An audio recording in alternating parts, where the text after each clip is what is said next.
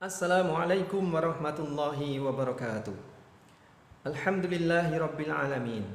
Wassalatu wassalamu ala asrafil anbiya'i wal mursalin, nabiyina Muhammadin wa ala alihi wa sahbihi ajma'in. Amma ba'd.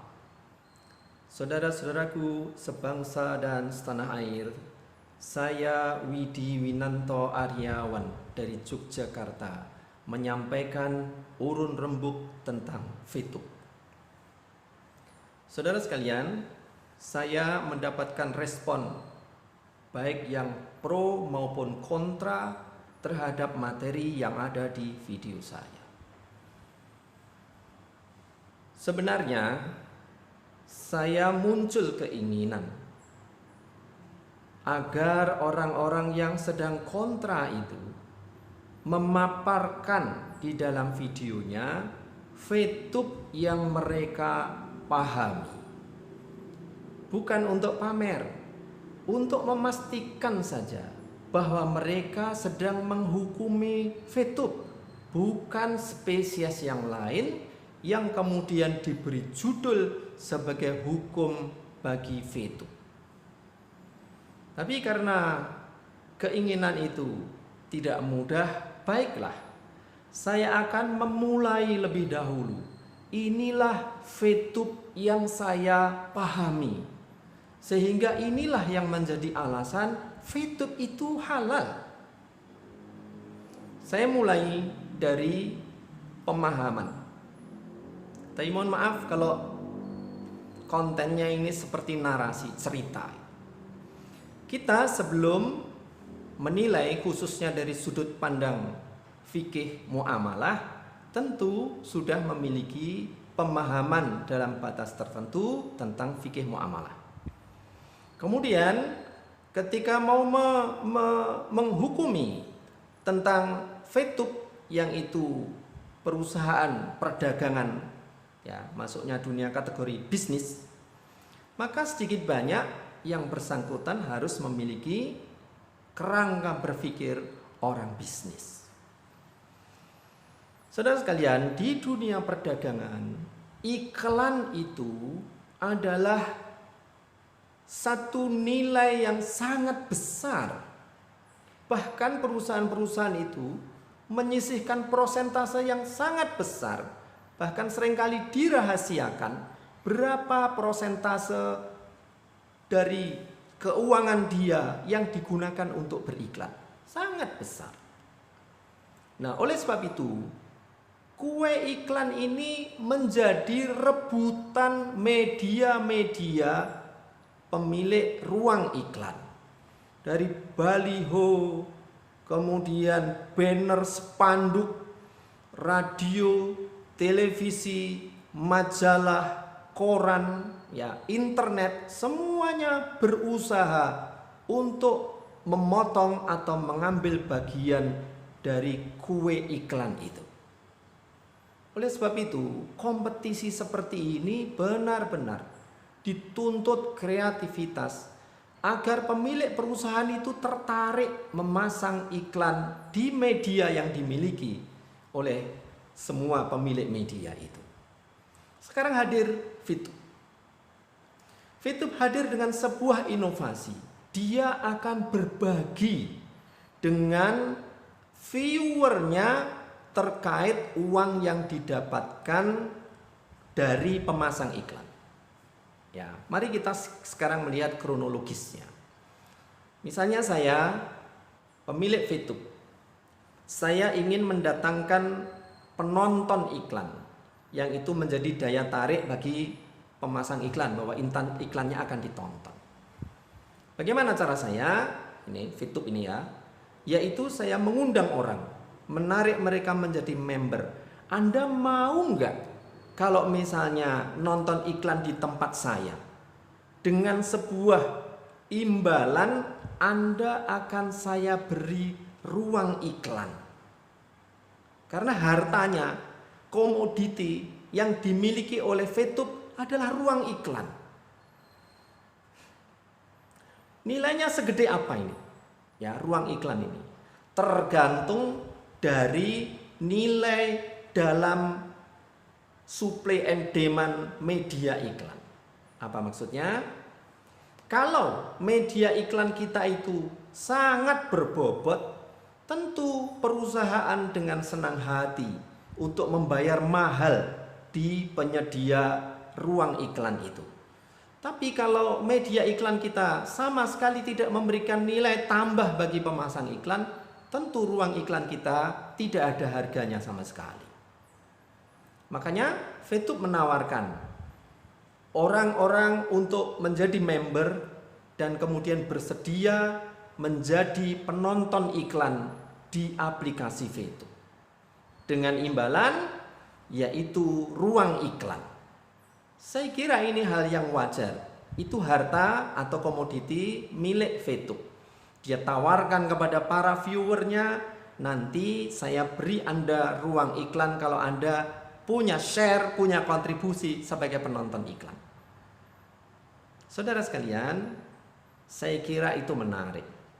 Jadi misalnya saya punya perusahaan, setiap hari tugas saya nonton iklan, saya dihitung berapa kali nonton iklan, setelah angka tertentu saya diberi hak untuk pasang iklan produk saya di aplikasi itu. Menarik kan? Gratis lagi. Artinya diambil dari viewpoint atau jumlah catatan saya nonton iklan di aplikasi itu. Dan kemudian itulah yang hari-hari ini sebenarnya dilakukan oleh para VTubers, yaitu menonton iklan dalam rangka membangun share, ya, keterlibatan di perusahaan VTube sebagai kontributor penonton iklan, supaya iklan di VTube ini punya nilai, punya harga, bahwa iklannya akan ditonton oleh masyarakat. Saudara sekalian, pertanyaan mendasar, apa yang menjadi kriteria atau alat ukur penonton iklan? Nah, ini tentu bagi orang yang punya usaha ngerti kemana uang iklan itu akan diaplikasikan. Pak, ini ada pameran ini. Misalnya saya pengusaha alat kesehatan, memang ada pameran apa atau ada kumpul-kumpul, ini ada seminar, Pak. Seminar ini yang hadir dokter-dokter, ya, khususnya dokter spesialis kandungan misalnya. Saya kebetulan punya alat yaitu USG untuk nonton bayi yang ada di perut itu. Tentu saya punya kepentingan untuk menjual di tengah-tengah para dokter spesialis kandungan itu. Ya, saya berani bayar mahal. Berapa ini? Kalau misalnya saya mau ikut pameran di majelis atau di forum seminar para dokter itu. Begitulah yang dilakukan oleh VTube, yaitu membuat klasifikasi penonton iklan. Sebenarnya penonton iklan itu bisa diklasifikasikan berdasarkan daya belinya. Kan gitu. Misalnya sama-sama nonton iklan, ya, sama-sama tertarik dengan iklan itu, apa yang isi yang ada di iklan itu, kan kembali lagi kepada kemampuan untuk membeli, daya belinya. Andai kan mungkin sebenarnya member itu ditanya berapa pendapatan Anda per bulan, supaya kita tahu kemampuan daya beli dia untuk membuat klasifikasi penonton-penonton iklannya. Tapi karena tentu itu tidak mudah, maka VTube membuat klasifikasi itu menggunakan paket-paket. Nah, paket-paket itu sebagai alat ukur bahwa seseorang itu memiliki grade-grade daya beli. Orang yang paketnya gratis tentu dia akan mendapatkan reward kecil, karena di catatannya VTube tentu dia daya belinya juga masih kecil. Naik ke bintang 2 karena gratisan dan bintang 1 itu sama, maka VTube memberikan reward yang lebih besar karena orang ini sudah memiliki daya beli yang lebih besar. Dan kemudian naik ke paket bintang 3 pun VTube memberikan reward yang lebih besar lagi karena orang ini yang sudah memiliki paket bintang 3 memiliki daya beli yang lebih besar. Begitulah alat ukur yang digunakan oleh VTube. Dan saudara sekalian, di video sebelumnya saya memberikan contoh kedatangan di sebuah pameran. Kalau seseorang mendapatkan imbalan mendatangi pameran itu dengan alat terapi senilai 100.000, apakah semua orang tertarik untuk hadir? Tentu orang yang menganggap uang 100.000 bukan atau nilainya tidak terlalu besar, dia tidak tertarik untuk mendatangi pameran karena dia menganggap itu sebagai membuang waktu. Tapi bagi yang bisa menyisihkan waktu dan menganggap uang 100.000 itu cukup besar, tentu dia justru menyisihkan waktu untuk bisa hadir di pameran. Demikian juga perlakuan kepada paket-paket ini. Semakin tinggi paket bintang yang dimiliki, maka VTube akan memberikan reward yang lebih besar kepada pemilik paket bintang itu. Saudara sekalian, paket bintang itu dinilai berdasarkan viewpoint-nya. Nah, viewpoint itu didapatkan dengan nonton iklan. Sekarang bisa diketahui, setiap orang yang masuk ke VTube dimulai dengan paket gratis. Mendapatkan setiap hari 0,3 VP dengan menonton 10 iklan di 10 waktu. Tapi struktur masyarakat kita tentu heterogen. Apakah semua tertarik hanya mendapatkan 0,3 VP? Kalau misalnya dinilai rupiah itu 0,3 kali 14.000 rupiah. Kalau misalnya 15.000, hanya 5.000 rupiah per hari nonton 10 iklan. Tidak banyak orang tertarik. Waktunya terbuang, nonton 10 iklan hanya mendapatkan 5.000. Makanya kemudian VTube memberikan ruang, memberikan izin bagi orang-orang yang baru masuk dan dia tidak cukup sabar untuk menerima viewpoint yang kecil, dia boleh mengakuisisi viewpoint milik orang lain agar dapat ditukar dengan paket bintang yang lebih tinggi sesuai dengan kemampuan dia. Saudara, inilah permulaan munculnya jual beli viewpoint. Karena ada sekelompok orang yang tentu tidak bisa diperlakukan sama, telaten mendapatkan 0,3 viewpoint setiap hari dan dia akan menjalani seperti contohnya saya sendiri melakukan kegiatan itu berbulan-bulan, menumpuk nilai-nilai kecil, akhirnya setelah 8 bulan baru mencapai paket bintang 2. Apakah semua orang memiliki kesabaran itu? Tidak semua orang memiliki kesabaran seperti itu. Maka kemudian muncullah jual beli VP itu. Makanya kalau ada tuduhan-tuduhan yang mengatakan jual beli VP sebagai tindakan kezaliman adalah sebuah penghukuman yang tidak fair. Karena sesungguhnya yang menghendaki VP adalah orang yang membeli itu. Karena dia tidak mungkin atau tidak tertarik untuk menjalani nonton iklan dengan mendapatkan viewpoint yang demikian kecil. Dia butuh untuk melakukan loncatan. Dan saya kira orang-orang bisnis sangat tahu dunia itu.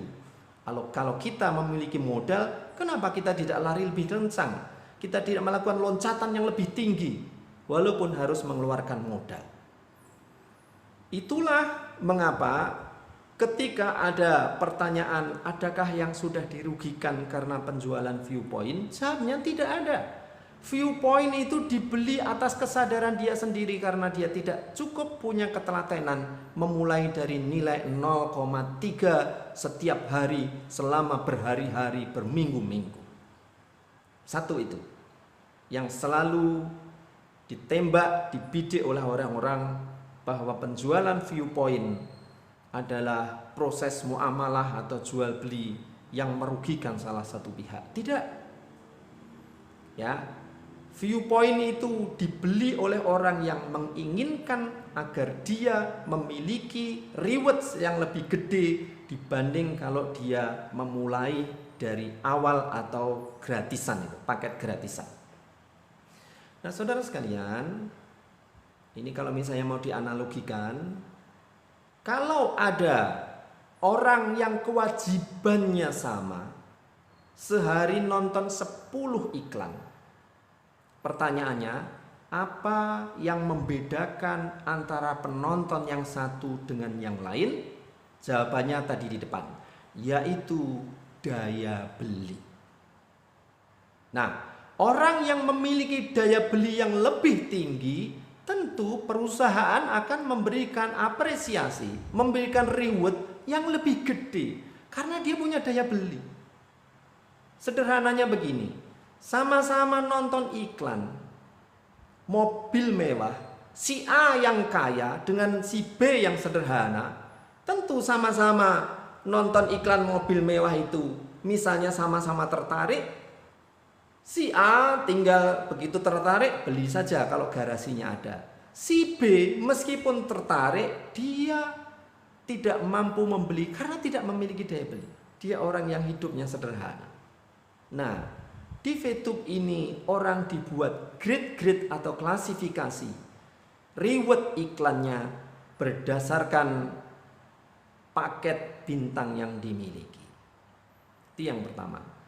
Saudara sekalian, ada pertanyaan lanjutnya. Andai sekarang orang-orang pembeli VIP itu sudah habis, semua sudah menjadi diamond, orang mendapatkan uang dari mana nih para VTuber? Saudara, VTube adalah perusahaan penyedia ruang iklan. Ya, penyedia ruang iklan. Komoditi yang dia jual adalah ruang untuk pasang iklan. Dan inilah yang di-sharekan kepada para VTubers. Anda punya VIP bisa ditukar dengan ruang iklan. Dan sampai kapanpun VIP yang kita miliki bisa ditukar dengan ruang iklan yang ada di VTube. Maka kalau ada pertanyaan semua sudah diamond, VIP diproduksi terus, VIP-nya mau dikemanakan? Ya digunakan untuk bayar iklan.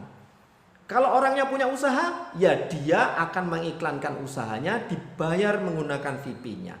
Kalau yang bersangkutan tidak punya usaha, dia akan menggunakan iklan itu untuk mengiklankan produk milik orang lain. Dengan kata lain, VIP itu dijual kepada perusahaan yang berminat untuk memasang iklan di VTube. Saya kira clear di sini. Terus pertanyaannya, mengapa orang tertarik atau perusahaan tertarik untuk pasang iklan di VTube? Bayangkan kalau sekarang VTube ini semua sudah diamond seperti yang digambarkan oleh para penanya itu. Semua sudah diamond, VIP mau kemana? Kalau semua sudah diamond, betapa menariknya komunitas VTube ini. Kenapa? Orangnya punya daya beli semua. Sudah diamond, setiap hari dia dapat berapa juta. Tentu sangat mudah untuk mencari pengiklan. Kita datang seperti tadi dokter, kumpulan dokter saja, betapa banyak orang-orang yang ingin untuk bisa membuka lapak ya di forum seminar atau pertemuan dokter itu. Karena apa? Di sana ada dokter, para dokter yang memiliki daya beli.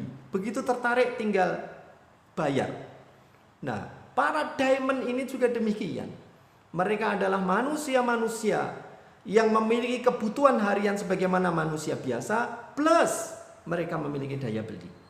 Dan itu tentu sangat menarik bagi para pengusaha. Artinya apa? Produk dia kalau diinformasikan kepada para VTubers yang diamond itu, tentu kalau para diamond itu sudah tertarik, mereka tinggal bayar karena punya daya beli. Saudara sekalian, clear? Yang kedua, apabila VTube sudah tidak dibeli oleh orang internal, maka dia akan dibeli oleh para pemasang iklan. Saya makanya merasa aneh. Bagaimana mungkin sebuah perusahaan iklan ketika melakukan kerjasama dengan masyarakat di mana reward atau imbalan yang diberikan adalah lahan iklan, justru perusahaan itu yang disuruh untuk memberikan uang kepada para VTubers. Apa tidak salah? Komoditi dia, ya, produk dia yang sebutlah unlimited adalah ruang iklan. Sampai seberapapun VIP yang diproduksi oleh para VTubers itu bisa terserap di ruang iklan. Dan dari ruang iklan itu, kalau ada pengiklan, maka akan menghasilkan uang. Dan uang itulah yang bisa dibagi-bagi atau diterima oleh para member VTube. Sehingga saudara sekalian, bencana, disebut bencananya. Ini kan orang ada yang menyebut ini akan jadi bencana buat VTube kalau misalnya sudah tidak ada lagi yang membeli VIP. Enggak. Bencananya VTube itu adalah kalau di VTube sudah tidak ada yang pasang iklan. Itu bencananya. Saya kira nggak cuma VTube. Saudara bisa bayangkan kalau televisi tidak ada iklan. Ya, kalau di YouTube nggak ada iklan. Kalau Facebook nggak ada iklan. Apa yang terjadi? Pasti ambruk juga. Nah, bagi VTube juga begitu. VTube ini tantangannya adalah jangan sampai tidak ada perusahaan yang pasang iklan, ya. Karena kalau tidak ada satupun perusahaan yang pasang iklan, pasti perusahaan itu akan goncang dan ambruk.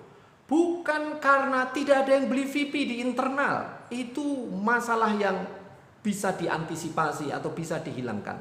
Karena sesungguhnya VTube adalah perusahaan penyedia jasa ruang iklan, bukan penjual VIP. VIP itu diperjualbelikan sebagaimana di depan saya sebutkan karena adanya sekelompok orang yang butuh melakukan loncatan dan dia tidak mungkin merintis jalan dengan pelan-pelan dari 0,3 setiap hari sampai berbulan-bulan tanpa mendapatkan apa-apa. Nah, saudara sekalian, saya kira sekarang saya yang ganti bertanya kepada orang-orang yang kontra. Sebelah mana dari proses transaksi ini yang melanggar syariat? Ya, sebelah mana ini? Supaya saya bisa mendapatkan inputan. Ada perusahaan iklan yang ingin iklannya ditonton, dia berbagi kepada para viewernya, para penonton iklannya. Dia buat satu mekanisme, orang mendapatkan viewpoint, dihitung berdasarkan berapa kali dia nonton iklan. Viewpoint itu didapatkan sesuai dengan level atau paket yang dia miliki. Dengan paket itu, perusahaan tahu bahwa seseorang memiliki daya beli yang berbeda-beda. Dengan begitu, reward yang diberikan oleh perusahaan pun berbeda-beda. Dan kemudian perusahaan menyiapkan VIP itu berapapun dapat ditukar dengan ruang iklan yang ada di VTube. Dan kalau ruang iklan itu banyak digunakan oleh para pengiklan, maka otomatis uang yang masuk dari para pengiklan itu dapat digunakan untuk memberikan kesejahteraan atau dibagi kepada para VTubers, sekaligus juga didapatkan oleh VTube sebagai perusahaan. Saya kira itulah yang ingin saya sampaikan sebagai urun rembuk saya mengenai berbagai masalah yang selama ini banyak muncul di komentar-komentar saya. Terus terang, di antara para komentator yang tidak menyebutkan ya alasan, argumentasi terkait dengan keberatan dia, saya juga keberatan. Anda maunya ngomong apa? Misalnya kalimat pendek, yang haram tetap haram apapun alasannya. Yang haram apanya?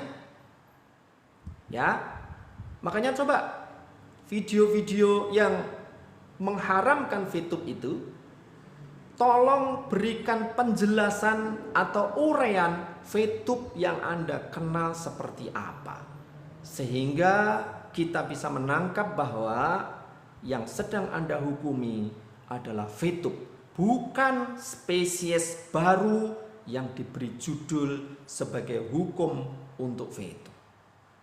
Saya kira itu urun rembuk saya, mudah-mudahan bermanfaat. Saya akhiri, Billahi taufiq wal hidayah. Wassalamualaikum warahmatullahi wabarakatuh.